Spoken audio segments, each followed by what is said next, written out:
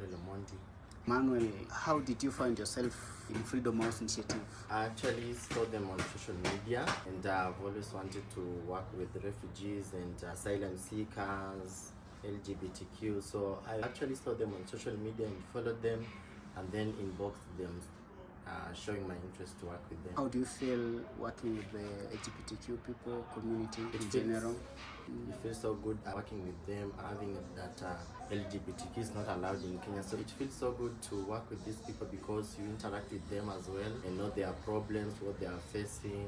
So it feels so good, yeah. It's actually my passion, and I feel like I'm doing what I'm. Do you feel or do you see any difficulties associating or working along with the queer people as a national? Yeah, a lot of challenges. Let's talk about the finance. There are actually limited finance and actually a lot of criticism from the government. And since LGBTQ is not allowed, so there are a lot of problems. The security issue is not that good. So for you, as per your take, you're very comfortable to work with the refugees most. You don't have any problem. Yeah. I'm very much comfortable, but when it comes to problems, I would actually call them challenges. Some finance challenges, maybe having less donors who are ready to help the LGBTQ, because you understand that LGBTQ people are people who need the loops, they need the condoms, they need the test kits and all that. So a few people may be volunteering to offer the services. Are you compensated or you're just on a voluntary program? I'm actually volunteering because it's also my passion. I'm volunteering at the moment. Comparing the LGBTQ here in Kenya and South Africa is quite different, because in South Africa, it's LGBTQ is allowed as compared to Kenya. You know, in Kenya, LGBT and the gay, the queer people do it as a secret, so it's not allowed.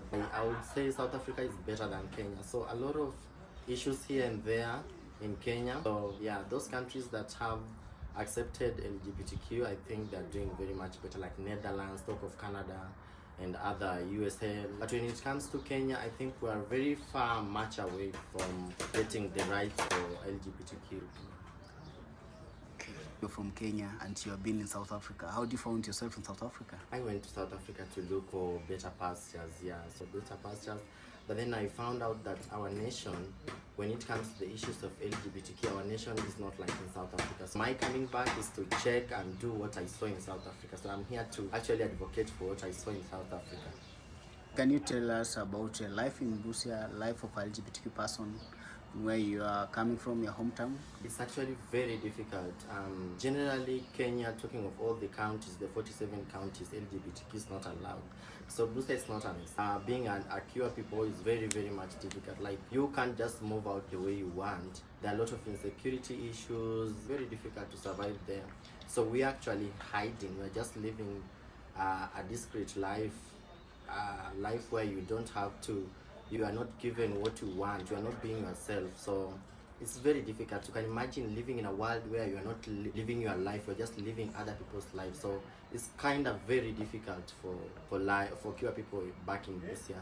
That's my home county. So is that the reason why you relocated from Busia to Nairobi, or maybe you came to Nairobi for another purpose like work, or maybe to look for a better position, for a chance for you to work for queer, or just running away from home persecutions? I ran away from home persecution because I was not living my life, I'm not saying that in Nairobi I'm living my life, but then it was very much bad in Busia, having that I'm a queer person and it's not allowed there. Like it's very difficult there. So I came to Nairobi at least so that I can express myself. But then in Nairobi I can also not express myself, but I'm just trying. And I'm also here to advocate for the rights of the queer people in Nairobi.